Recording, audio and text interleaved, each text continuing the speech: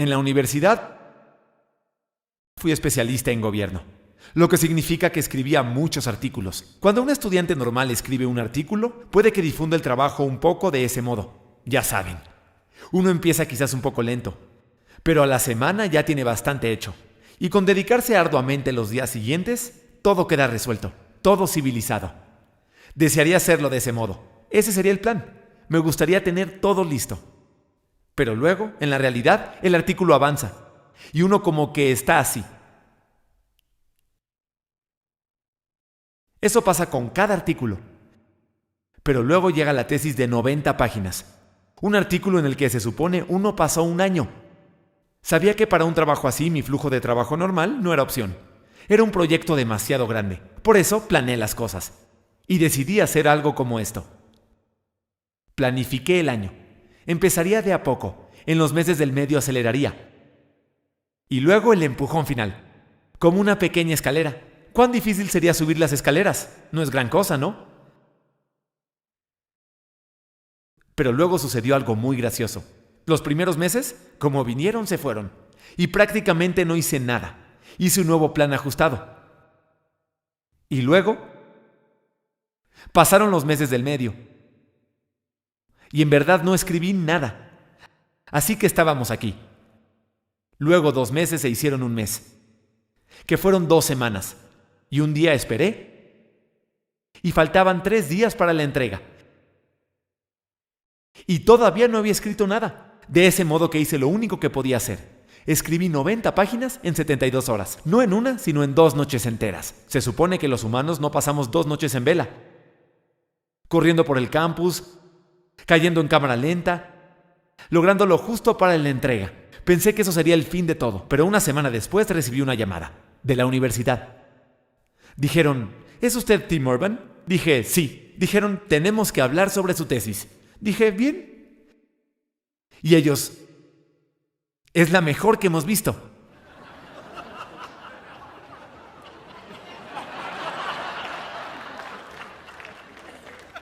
Eso no sucedió. Fue una tesis muy mala. Solo quería disfrutar ese momento en el que todos pensaran, este tipo es increíble. No, fue muy mala. Como sea, hoy escribo blogs. Escribo el blog de Wait But Why. Y hace un par de años decidí escribir sobre la dilación. Mi comportamiento siempre dejó perplejos a los no procrastinadores cercanos y quería explicarles a los no procrastinadores del mundo qué pasa por la cabeza de un procrastinador y por qué somos como somos. Yo tenía la hipótesis de que el cerebro de los procrastinadores era en realidad diferente al resto de la gente. Para probarlo, encontré un laboratorio de resonancia magnética que me permitió escanear mi cerebro y el de un no procrastinador para poder compararlos. Y los traje aquí para mostrarles hoy. Quiero que observen con atención, si pueden, encontrar diferencias. Sé que si no son expertos en el cerebro, no es tan obvio, pero solo observen, ¿sí? Este es el cerebro de un no procrastinador.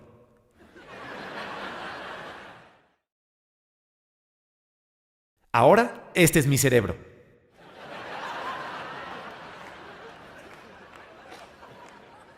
Hay una diferencia. Ambos cerebros tienen a alguien que toma decisiones racionales, pero el cerebro del procrastinador también tiene un mono de la gratificación instantánea. ¿Qué significa esto para el procrastinador? Significa que todo está bien hasta que sucede esto. ¿Momento ideal para hacer la tarea? ¡No! El motor de decisiones racionales tomará la decisión racional de hacer algo productivo, pero al mono no le gusta ese plan. Por eso toma el timón y dice, en realidad leamos toda la página de Wikipedia del escándalo de Nancy Kerrigan y Tonya Harding. Entonces, luego iremos al refrigerador para ver si hay algo nuevo ahí en los últimos 10 minutos.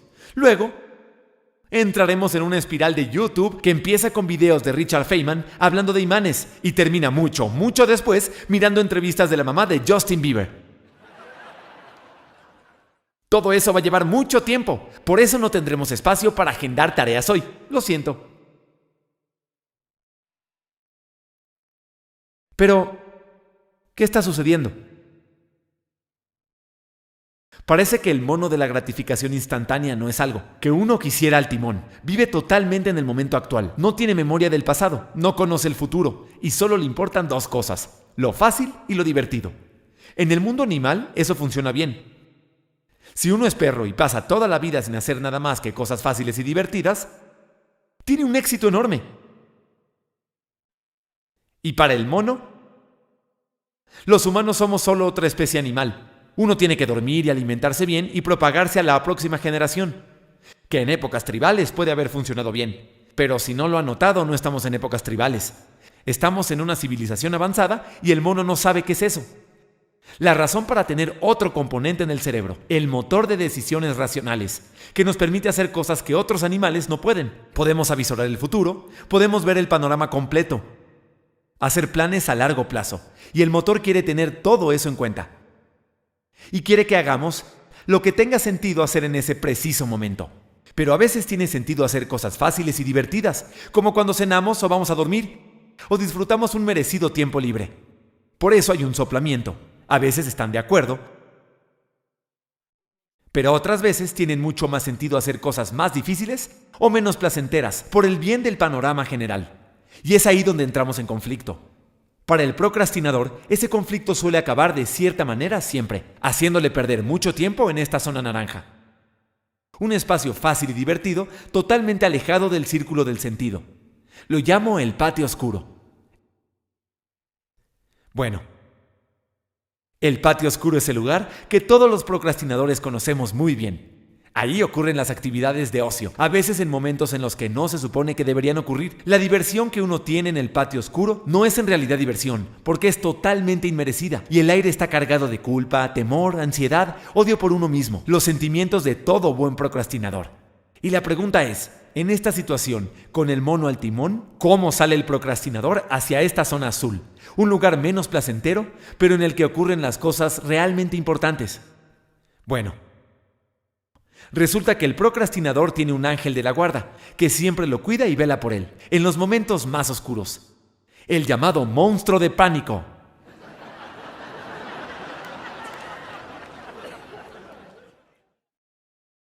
El monstruo de pánico está inactivo la mayor parte del tiempo, pero de repente se despierta cuando una entrega se aproxima demasiado, o si hay peligro de vergüenza pública, un desastre en la carrera o alguna otra consecuencia aterradora. Y lo más importante, es a lo único que le teme el mono. Se ha vuelto muy relevante en mi vida últimamente, porque la gente de TED me llamó hace unos 6 meses para invitarme a dar una charla TED.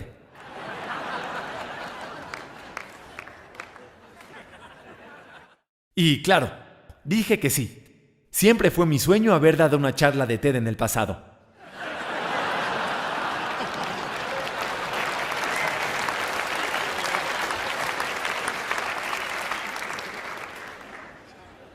Pero en medio de toda esta euforia, el motor de decisiones racionales parecía tener otra cosa en mente. Me decía, ¿tenemos claro que acabamos de aceptar? ¿Entendemos lo que va a ocurrir uno de esos días en el futuro? Tenemos que sentarnos a trabajar en esto ahora mismo. Y el mono decía, totalmente de acuerdo, pero abramos Google Earth y hagamos zoom hasta la superficie de India, como a 60 metros del suelo, y luego scrolls 2 horas y media hasta llegar a la cima del país, para tener una mejor idea de India.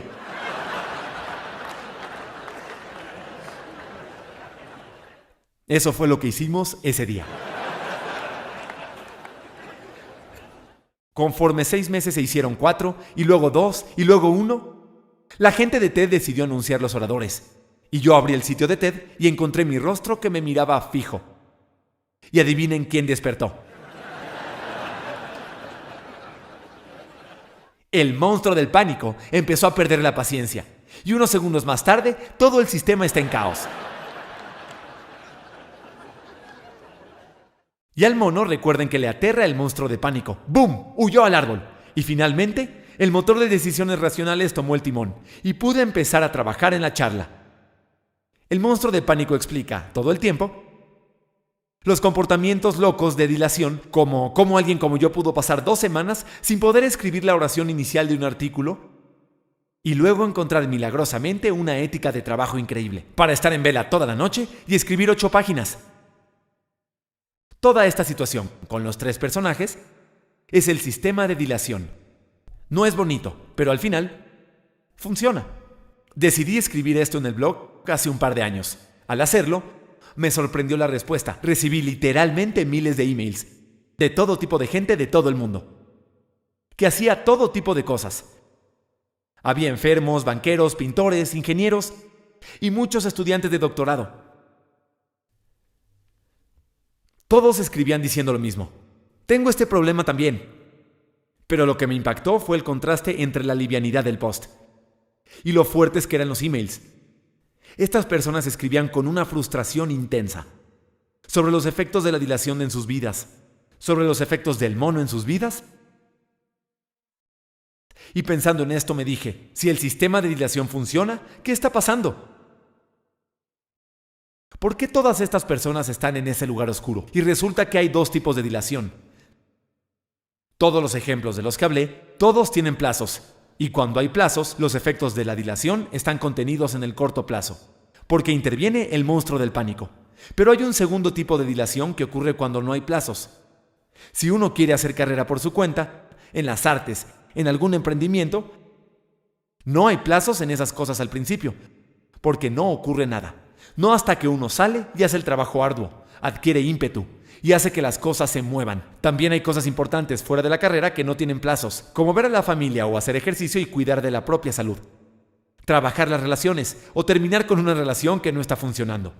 Pero si el único mecanismo de dilación para hacer estas cosas difíciles es el monstruo de pánico, es un problema. Porque en todas estas situaciones donde no hay plazos, no aparece el monstruo de pánico. No tiene motivos para despertar algo. Por eso no se contienen los efectos de la dilación. Se postergan indefinidamente. Y es esa la dilación de largo plazo, la que es menos visible y de la que se habla menos, que de la graciosa de corto plazo, que tiene plazos. Por lo general se la padece en silencio y a solas. Y puede ser la fuente de enormes lamentos e infelicidad a largo plazo. Y pienso que es la razón por la que escribían todas esas personas, por la que están en ese lugar. No es que estén apremiados por algún proyecto, es que la dilación de largo plazo les hace sentir que son espectadores, a veces de sus propias vidas. La frustración no viene de no poder alcanzar sus propios sueños, sino del hecho de no poder siquiera empezar a perseguirlos. Por eso, al leer estos emails tuve una pequeña revelación. Y es que pienso que no existen los no procrastinadores. Pienso que todos somos procrastinadores. Puede que ustedes no sean un desastre como alguno de nosotros. Y puede que alguno de ustedes se lleven bien con los plazos. Pero recuerden, el truco más disimulado del mundo es cuando no hay plazos. Ahora quiero mostrarles una última cosa. Lo llamo calendario de vida. Hay una caja por cada semana de una vida de 90 años. No son tantas cajas. Sobre todo dado que ya hemos usado muchas cajas. Creo que tenemos que mirar con mucha atención ese calendario. Tenemos que pensar qué estamos postergando, porque todos postergamos algo en la vida. Tenemos que ser conscientes del mono de la gratificación instantánea. Es una tarea para todos nosotros. Y como no hay muchas cajas por delante, es una tarea que debería comenzar hoy. Bueno, quizás no hoy, pero ya saben. Pronto. Gracias.